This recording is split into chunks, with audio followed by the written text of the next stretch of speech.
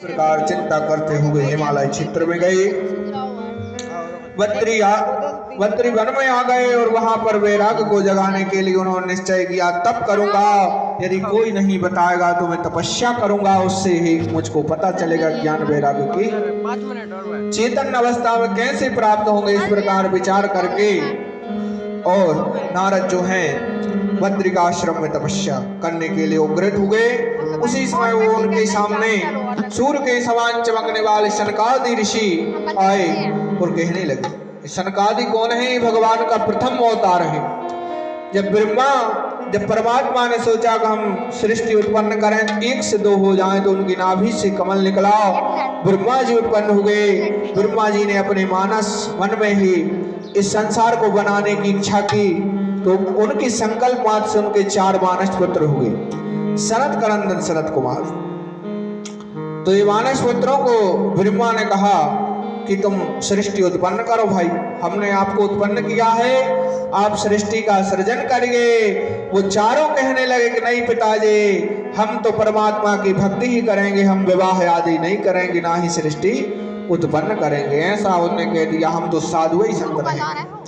तो ब्रह्मा क्रोध आ गया, उनको श्राप दे दिया कि तुम हमेशा 5 वर्ष की आयु के ही रहोगे, तुमको कभी काल का असर, समय का प्रभाव तुम पर नहीं पड़ेगा। तो वो 5 वर्ष आयु के ही रहते हैं। 5 वर्ष के बच्चा के जो स्वरूप होता सुंदर चिकना और कोमल शरीर होता 5 वर्ष के बच्चे का, वैसे ही उनका जीवन भर आज तक अमर है वो, और आज तक उनकी वैसे ही अवस्था है।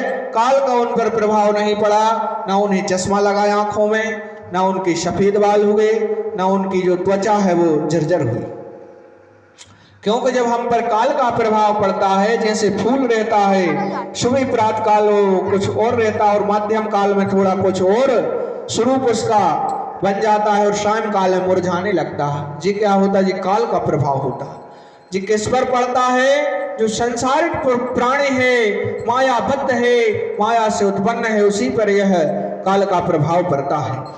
क्षितिजल पावक गगनी समीरा, क्षितिजल पावक गगनी समीरा, पंच रचित अधम शरीरा। तो पंच तत्व का जो यह शरीर होता है, चाहे एक चींटी का हो, चाहे हाथी का हो, और चाहे बहुत बड़े 4 पांव के जानवर का हो या 2 पांव के पक्षियों का, सभी मायाबद्ध होते, सब पर क्या है? समय का प्रभाव पड़ता है। ब्रह्मा जी ने कह दिया कि तुम पे समय का, काल का प्रभाव नहीं पड़ेगा और तुम हमेशा 5 वर्ष की अवस्था में ही रहोगे। इस प्रकार उनको श्राप दे दिया। उनने श्राप हाथ जोड़कर ग्रहण किया, हे प्रभु आपने दिया तो श्राप है, पर यह हमारे लिए अत्यंत मंगलप्रद है, क्योंकि हमको बूढ़ा नहीं होना है, इससे हम बच्चा ही बने रहेंगे और हमेशा बालक की अवस्था में ही रहेंगे। इस प्रकार वो भक्ति करने के लिए बद्री आश्रम आ गए, वहां वो तपस्या कर रहे। सनक सनंदन सनत कुमार चारों भाई तपस्या कर रहे। उसी समय नारद मुनि अपने कष्ट को मिटाने के लिए जब किसी को की समक्ष कोई याचना करता है तो उसको दुख की प्राप्ति होती कि यार हम इतने बड़े ऋषि हैं, मुनि हैं, हम सम्राट हैं, हम राजा, और हमारे सामने कोई आए और कुछ हमसे कहे और हम कर ना पाए तो अत्यंत दुख की प्राप्ति होती है। नारद जी दुखी थे कि हमने 2 पुरुषों को जागृत अवस्था में नहीं कर पाया और एक स्त्री, एक युवती का दुख हम दूर नहीं कर पाए। ऐसा दुखी होकर नारद जी तपस्या करने के लिए बद्रिका आश्रम में उग्रत हुए। उसी समय वहां पर चारों भाई आकर सनत कनंदन सनत कुमार विराजमान हो गए और पूछने लगे। क्या पूछते हैं?